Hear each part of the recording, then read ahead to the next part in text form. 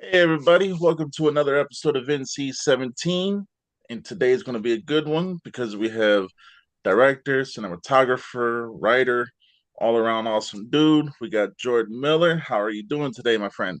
I'm doing great, man. How are you doing? I'm pretty good, pretty good. So before we get into the movies, kind of just a little bit of a background of, when you were a child, was movies what you wanted to do, or was it something else and did this just happen to fall in your lap?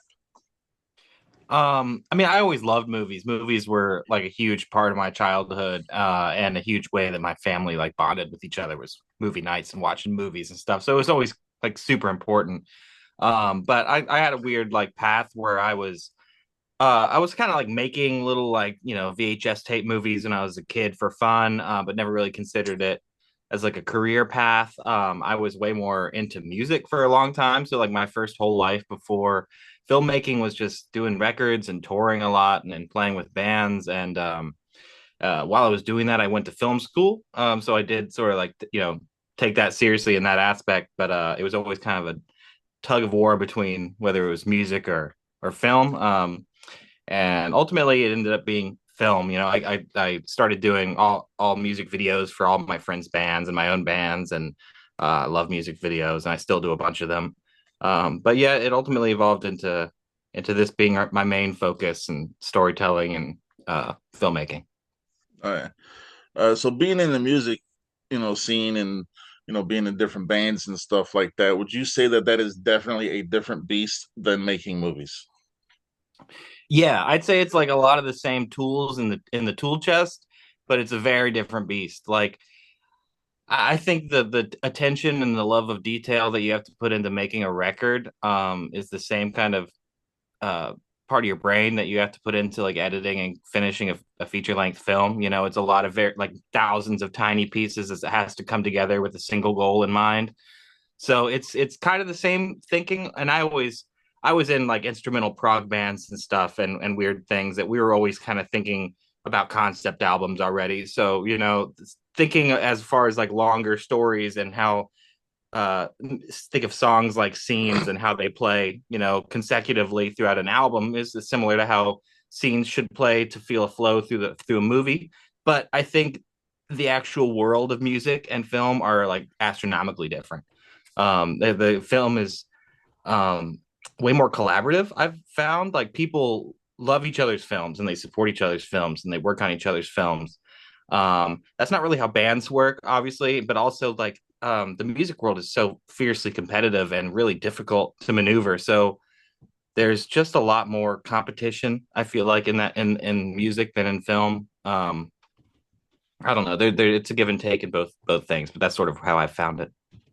Uh, uh, so in like kind of transitioning from music videos to the movies and like writing full scripts and writing these characters based off your thoughts and your ideas, did any of them ever like mesh together, like, okay, I made this music video, so now this character is going to be based off of this music video? Oh, yeah. Not maybe that directly, but the cool thing about music videos is they're like short and they're compact. And I don't like my music videos to all look similar. So I love to try challenging new things in every music video I do or go for different aesthetics. So I'm like constantly learning new tricks doing music videos every time. And those tricks inevitably bleed into making a movie. Whether it's just like how you played fog with light on a certain music video really worked out and you could bring that to a scene, maybe not directly, but you just it's music videos are great opportunities to learn crazy new things because the best music videos take you on a wild journey in just a few minutes.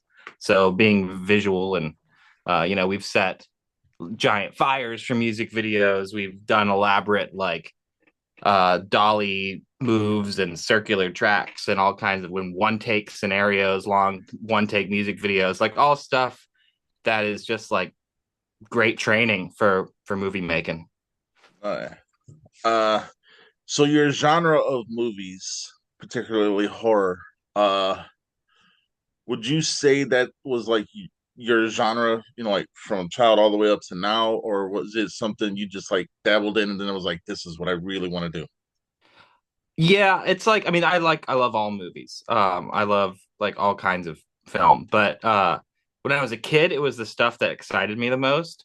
Like when I was a kid and I saw like my mother loved genre movies too, so she would show me wild stuff when I was probably too young, but like it was exciting, you know? Like it's kind of that dragon chase that so many horror fans have where you're like uh you're scared as a kid, you see these things and there's like there's mystery still in the world where maybe these things are a reality and you should be scared of them, and that's a magical feeling that dissolves over time as you age, and I think it's something we all still kind of chase.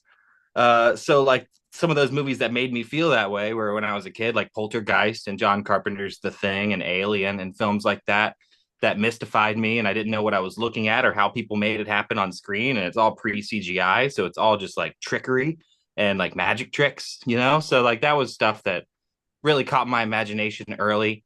And as I like grew older, other things like Wes Anderson really, really grabbed me, and films like Royal Tenenbaums and Life Aquatic like just grabbed me because of how unique they were and how emotional and weird they were. And I got really into like experimental filmmakers like Man Ray and Maya Deren and just like all kinds of Salvador Dali, even just all the really really experimental people excited me too, because they were just making wild stuff that broke all the rules. But ultimately, I make things that are more traditional. The narratives, they're not necessarily experimental, but I think all those things kind of bleed into like the stuff that we make. But yeah, that's the kind of stuff that excited me. And horror is where I've come back to. I love horror. Because horror is the genre where like all things are a fair game. You don't know what you're going to get yourself into. Anything's fair game. You could see some wild stuff. You could see some really emotional stuff. It's all within the genre of horror. And it's also a rebellious genre too that's always pushed the envelope. So there's just always exciting stuff happening in horror. Oh yeah. Uh, so take us to your first movie that you filmed, and what was the experience of like being able to say, okay, this is the first full length film I've made, and just what was that feeling like? Oh yeah. So this was the first film I did was in 20 I was shooting it in 2015, I think mostly, and that was a feature film called The Red Effect. And that's a drama film. It's not horror at all. It's a drama film that's about racial injustice, and it takes place in Southeast DC. Um, and it has nothing to do with horror at all. And I was a very fresh filmmaker. I was going to make a short film to get out of film school, and I kind of lucked into this other production where they hired me to help rewrite the script and ultimately direct the film. And I was way out of my depth. I was just learning everything. As I was going, I was learning how to direct movement for camera was like a mystery to me that I was like learning as we were going. And there's no better way to learn things than just like diving in to the deep end and doing it.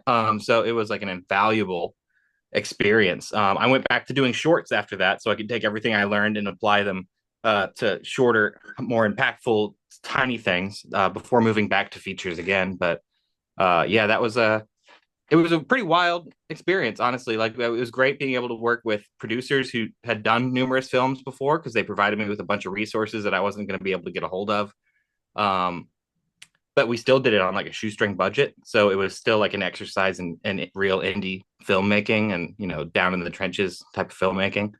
Oh yeah. Um, and it developed a lot of stuff like even though a racial injustice drama film is pretty far away from the only ones in horror films still, I think like the diversity and those elements of societal horrors are something I'm very interested in, and I think all that stuff leaks over and those themes are present in almost everything that I still do.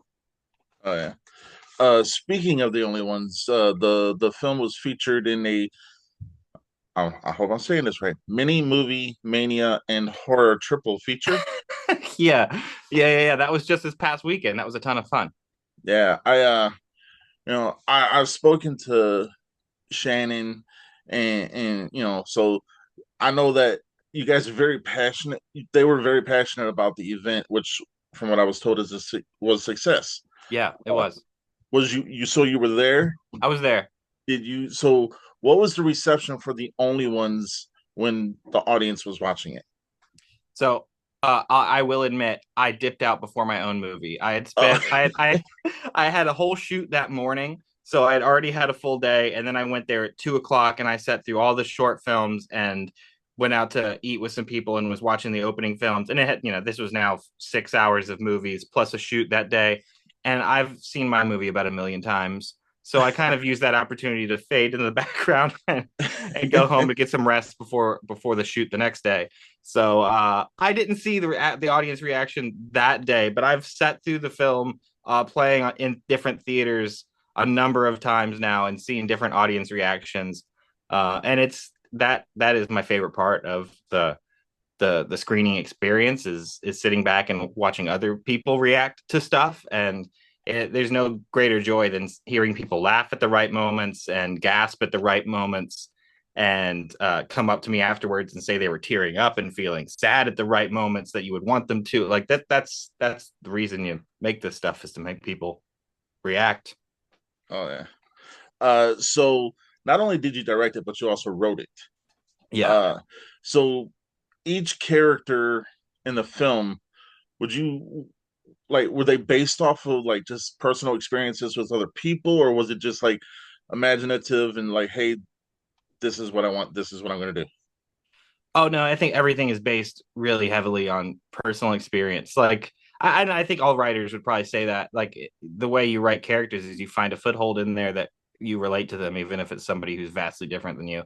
But all of these characters kind of like different elements of my own self that's sort of put into different characters. There's a character who's very snarky and hosts a podcast, which is something I also do, and it's kind of a way I poke fun of myself a little bit, but also it is a part of my own personality. And there's characters who go through personal struggles that I went through, and there's characters who are like a little wild, and they're kind of maybe me when I was a little bit younger, and some people I used to hang out with and stuff like that. So all of it comes from personal experience. I think anything people write, even if it's way out of the realm of anything you've actually experienced, your experience informs how you write that. So yeah, this is a very personal movie for me. There's a lot of like really personal Easter eggs in there. There's a lot of really personal connections to all the characters. All right. Uh, so with that film, would you say that it came off and kind of exceeded your expectations, or is it still like rising up to your expectations? um I tried to go into this thing without putting the expectations first, because I would love for this thing to go to the moon and back, obviously, as anyone does who makes a film. But you just try to do the work as best you can in the moment. You got to love the making of the movie, and you can't, if you're too caught up in what the movie's going to be like at the end and you miss out on like the joy of the making, then the movie might not be as good at the end. So it was kind of trying to be in the moment as much as possible. Now the movie's been done for a while, and we're trying to get it out there. And we're doing the festival circuit, which is a revolving door of disappointment sometimes and joys sometimes. We didn't get into some festivals we thought we would, and then we've gotten into some great festivals like Panic Fest that we didn't think we would be getting into at all. So it's just, we're just excited to see where it goes, really.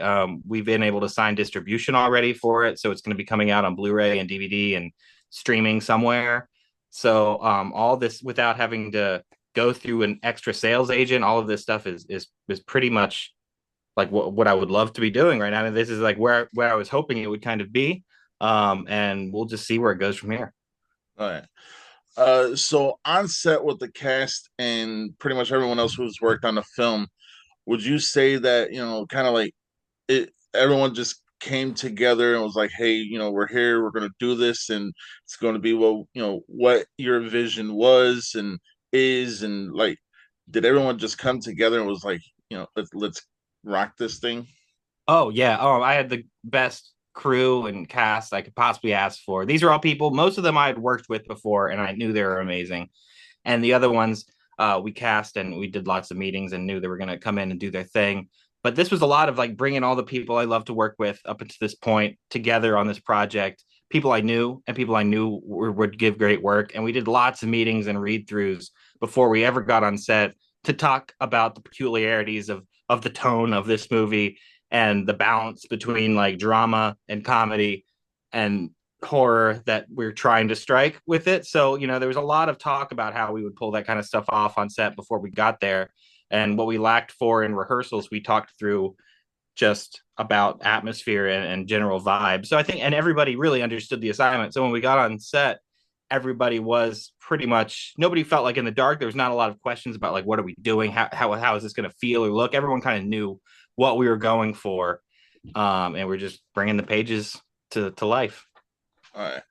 Now, seeing the trailer, I kind of detected a couple different like vibes of some different movies. Was that something? I don't want to ruin it for anybody. Just watch the trailer on YouTube.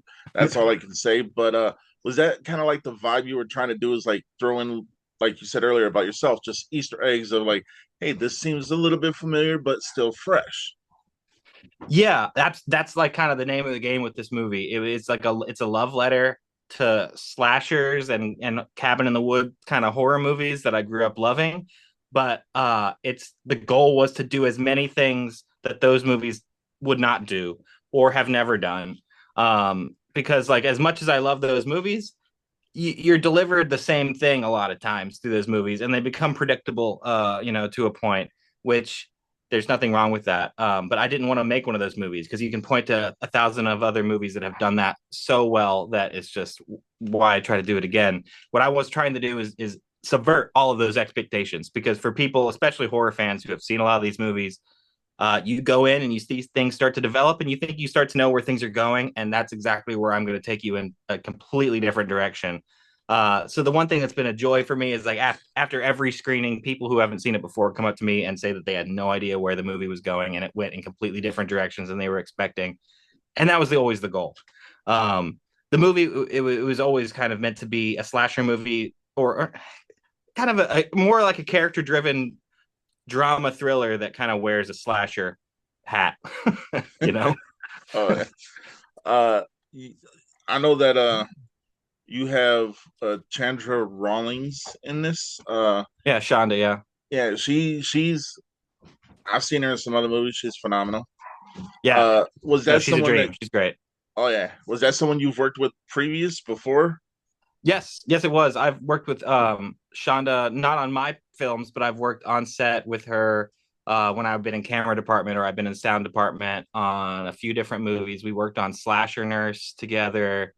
Um, there was some film that never made the light of day where I was actually acting, and Shonda and I were like a on-screen couple for 5 seconds. But I don't think that movie's ever going to come out. But Shonda's just wonderful. She's always a lot of positivity, and she's great to be around on set. She's really professional, and she always brings like a great personality to what you're doing. So she auditioned for a major role really early on, and unfortunately, it just wasn't the right role. So not anything about her acting. She's an amazing actor, but we had to go with somebody else. But then when something else came up in the movie and I needed more roles, she was the first person who popped in mind. I was like, I would absolutely hit her up. So she didn't even have to audition for that. I just gave it to her because I knew she'd kill it. So yeah, she's great. Oh yeah. So it seems like the independent scene right now, and I'm going to sound like a broken record again. I've said this in so many interviews. It seems like the independent scene since right after COVID restrictions lifted, it's just been shooting for the sky and it hasn't stopped. Like it's still going. Yeah. And I want to say it's because people such as yourself and, the Matt Andersons and everyone else and, just who's doing independent film, you guys are, it's like everything is different, but everything feels familiar. And so my Yeah. hats off to you guys because you guys are killing it. I'm telling you. So Thank you. yeah. Uh so with the only ones doing the festival scenes and stuff like that, and you're going to conventions and stuff, right? hmm When you go to the conventions and you're trying to in essence just sell the movie to the fan, do like when you're doing that, do they see the passion oozing because this is pretty much your baby? Oh, I mean, I hope so. I think if anyone gives me an inch, I'll take a mile and talk about this movie if they give me the chance. So hopefully that passion comes through and I can sell the movie through my own love of the movie and the filmmaking of it. But yeah, when we do at conventions, a lot of times, we can luck out and some of our actors are like celebrity guests already because we don't have huge names in the movie, but we have some pretty cool people. We have Jim Crut, who's from Dawn of the Dead, and he does conventions regularly. So people just go to see him and meet him, and he's able to promote the movie just through that. Or Nancy Ann Ritter, who was in Scream, and she does conventions for her role in that film. And she is always gung ho on like promoting this movie, and she's always out there asking for more postcards and out there promoting the movie. So it's wonderful we can have the talent as excited as I am about the movie and out there pushing it as well. Because I think hopefully the passion comes through too when they talk about it. Oh yeah. Uh, Little side note: I actually interviewed Jim Crett. That dude's awesome. Oh, he's Jim. Love Jim. He's so great. What a I'm great guy. still trying to get Nancy. That's her Nancy name. Ann, yeah. Yeah, I'm still trying to get her on the show. But if she's watching this, your mother welcome. But it's see that's the thing. It's like you got people from these big movies, but it doesn't necessarily have to be the Nev Campbells or the Lance Henriksons. Right. And Yeah. I mean, to me, that speaks volumes on like you guys because you guys are like, hey, we got this role if you want in on it.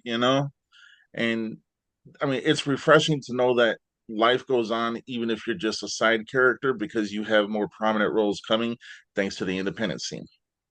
I mean, absolutely. And I mean, we would obviously love to have had Lance Henriksen on this film, but and it's not like us being like, I don't know, generous benefactors. We just don't have the money for these people. We don't have money for Lance Henriksen, but we are blessed and lucky to have Nancy Ann living right down the street, and for her to be so supportive and such a great actor. So, I mean, it's just finding great actors who we have access to. We're able to bring people from out of town when we had to. So we had a couple out of town actors. Caleb Bajirkian, she's from New York, and she's in the most recent Hell House LLC Origins film. She's going to be in the next Hell House LLC movie.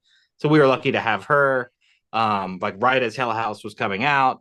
And we were able to find Nancy Ann just as she was sort of moving back to the East Coast and trying to get back into acting. And Jim is just he's just a sweetheart, and I've got to know him through meeting him at conventions, and he loved the script, and he's been very supportive of the movie the whole time.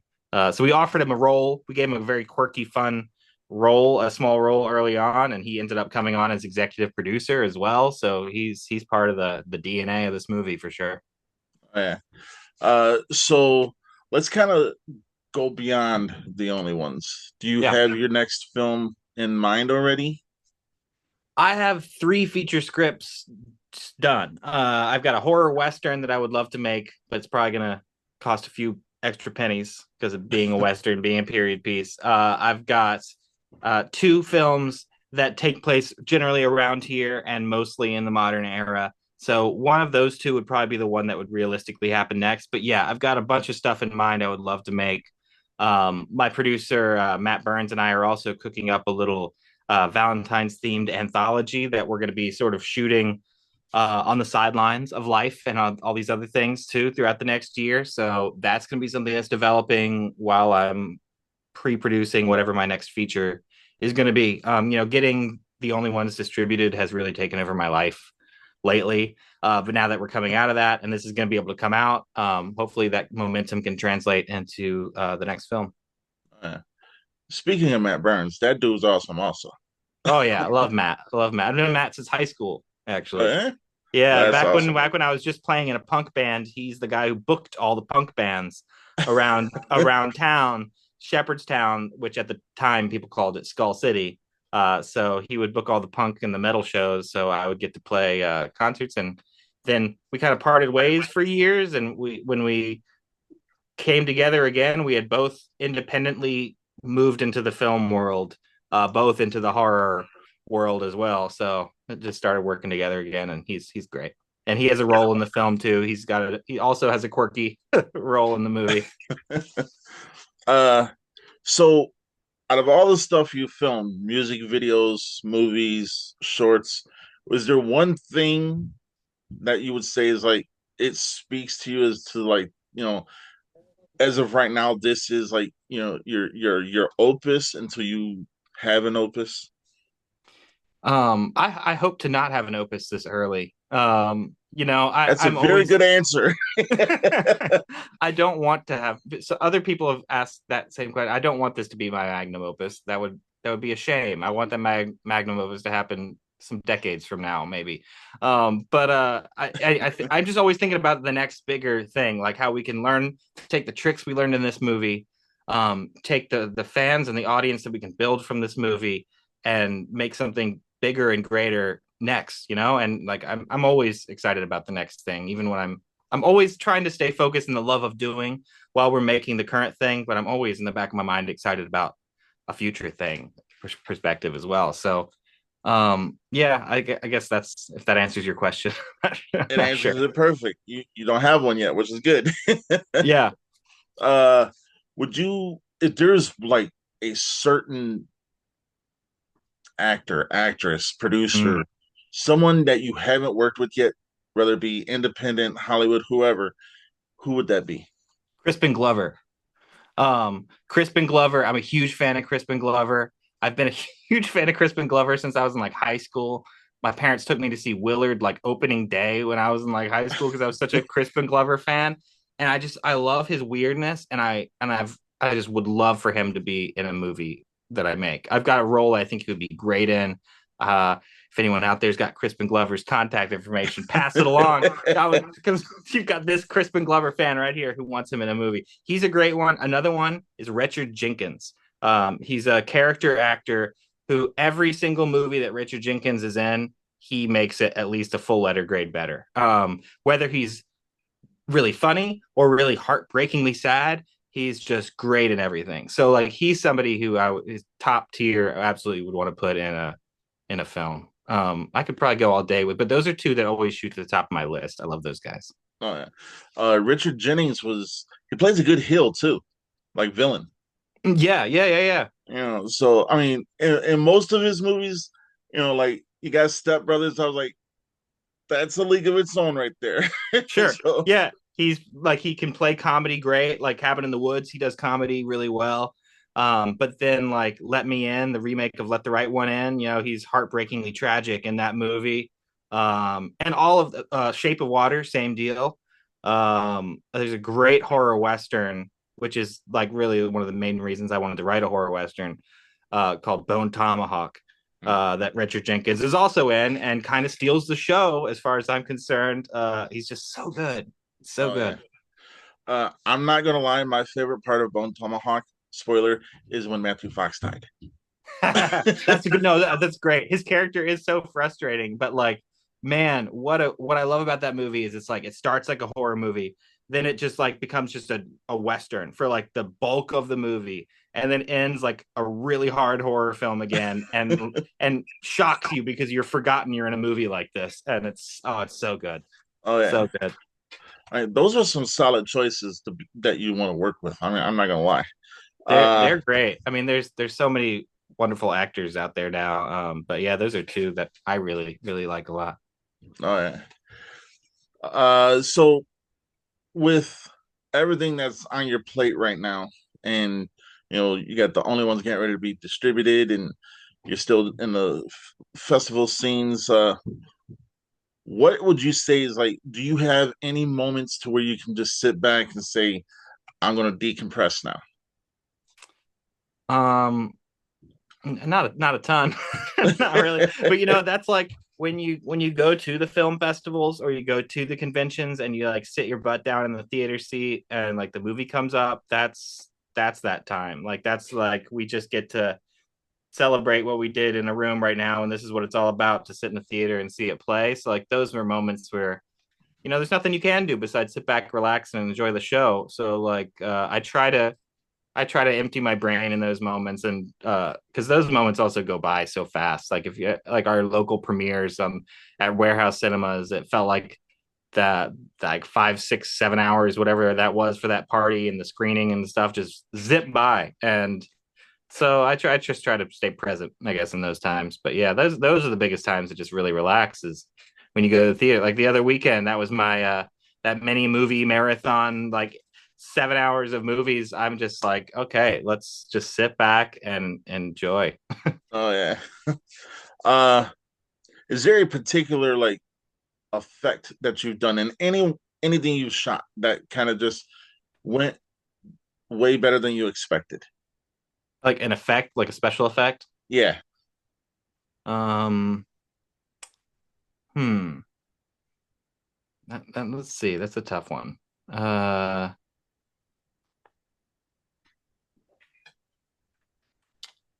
there's a music video we did and where we had like no money at all, and all we did is we just rented a giant 360 dolly track that was probably like 8 or 10 feet in diameter, and I had a dolly cart on that, and the camera's just sitting on that, and I like never moved the camera. The entire music video it just sits on this 360 track, and the band is only two people, so it's just a drummer and a guitarist, and we sit them down back to back. They're facing away from each other, got lights up, and the whole music video we just spin around the whole time, and then we get their dads and we put their dads in their same clothes and we put them and their dads in the same position and we have them play. So now they're like old men, and we got a couple kids, and we put them in the same clothes, and we put them in the same position, and we did the same moves exactly, and we just sort of cut the video together that way. So it's like they're kind of hiding cuts, and they become kids, and they become old people, and they become themselves. And it was like a super simple trick, and we were kind of making it up as we went along, but it really came out pretty cool. Oh yeah. Uh, so what advice would you give? I ask everybody this. What advice would you give Yeah. to people who are trying to get into the industry in any facet of it, whether it be music, directing, acting, whatever? Just start making stuff. Like even if you don't have anybody to make it with, like figure out something you can make on your own at your house by yourself, and just make things. Like get out on if you can't get onto film sets, if you don't know any film sets to get onto, make your own movie. And even if you fail miserably, you will learn so much and you'll be better the second time. One of the greatest bits of advice, I think, take it from Johnny Depp in Tim Burton's Ed Wood when he talks to that guy on the phone and he's like, my movie is the worst movie you've ever seen. Well, the next one will be better. That's like the greatest advice you could possibly give a filmmaker. Is just take your lumps and move forward and just try to get better. Try to be better. That's it. Oh yeah. And really, I think like what I said before, you got to love the doing. You got to love the making of the film and the being on set. You can't just be caught up in the what where this is going to take you. You got to really love the moment of the doing. Oh yeah. So coming from a musical background and doing film, this is a question that's pretty much tailor made for you. During your making of movies, does a certain song or does a certain band play in your head that's like, okay, this is what I want for this scene, and I have to make it happen? Sometimes that's like a slippery slope because especially in the indie world we can't afford like all the expensive songs, right? So like it's dangerous if you start putting Hans Zimmer in your temp scores and like the Beatles or whatever, and then you're like in love with these songs that you'll never be able to afford, and then if you hire a composer, they're not gonna ever make you happy because they're not gonna be Hans Zimmer. Like that stuff, you got to be careful with that stuff. So I try not to get in the weeds. In fact, what I do with temp scores is I go for the general atmosphere and the feel, but I do not spend like any time hunting.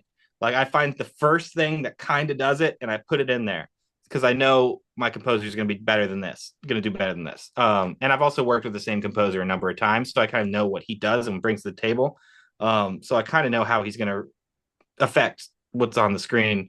But in the only ones there was a song. There was an artist who I am still obsessed with. I love this guy. His name's King Dude, and he's always like in my top played Spotify at the end of the year.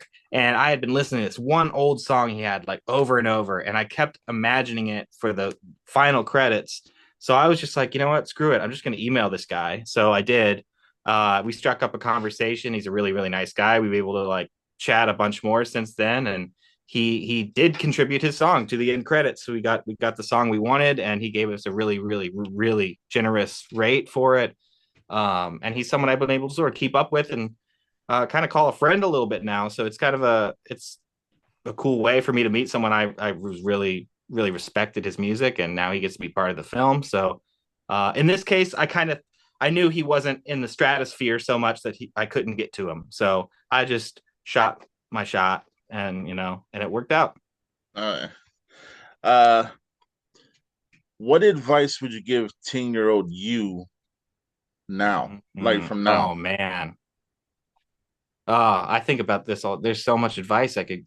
I wonder about this though because uh, so much of me would say that like focus, get on the grind with your filmmaking and your writing and taking that stuff so much more seriously earlier to jumpstart this whole thing, and also maybe shave down some of those wasted years of my 20s, like being a wild person, but like also those quote unquote wasted years turned me into the person who wrote this movie today. And I don't know if I would have been capable of writing this movie if I hadn't experienced certain things. So maybe I would just give him some really specific advice on some pitfalls to avoid. But I would say, yeah, to get to be more serious about the doing. I guess I think I got caught up in a lot of the, like I was saying earlier, not loving the doing. I think earlier on I was caught up in like I got to get this finish this project so I can do the next project so I can record this so we can go do that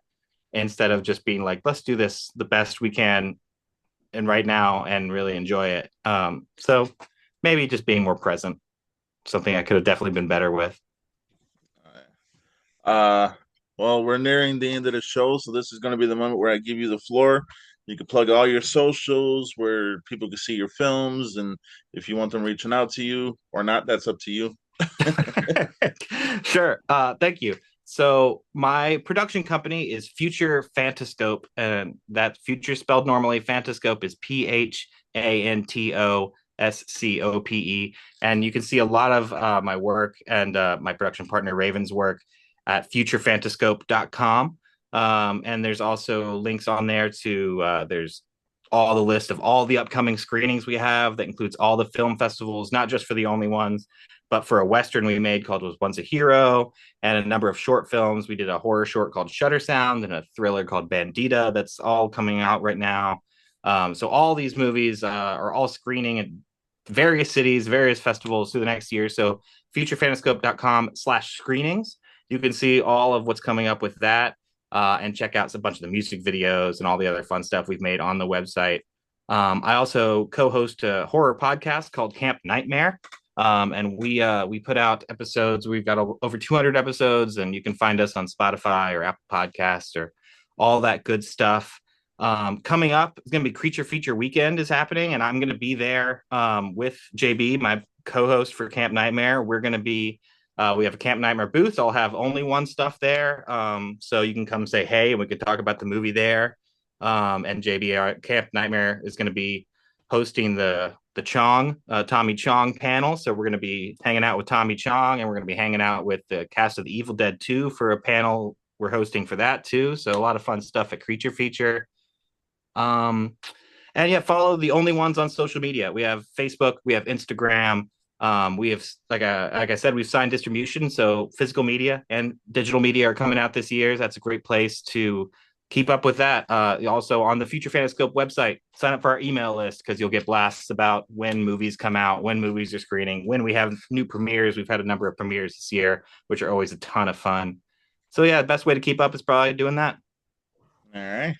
Uh, Here's a question, real quick. Have you ever Yeah, man. been to the Motor City Nightmares convention up here in Michigan? No, no, I haven't. It's the last weekend of July. I always got to plug them because they've been really good to me. So, Cool. Motor but City Nightmares. yeah, they had. I mean, it's not like huge. It's not like Days of the Dead, but it's nice and more of an intimate convention.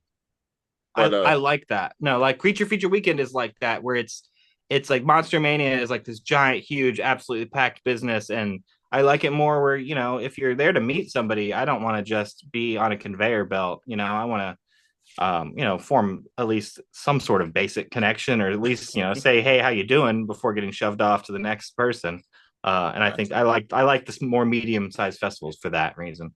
Oh yeah, definitely check that out because they're good. And if this is for anybody who watches this episode or anybody who, if you ever come to Motor City Nightmares, I will guarantee you one thing: I will get your movie shown on a big screen in a huge theater. Beautiful. July, huh? Well, maybe I'll make a trip then. That sounds fun.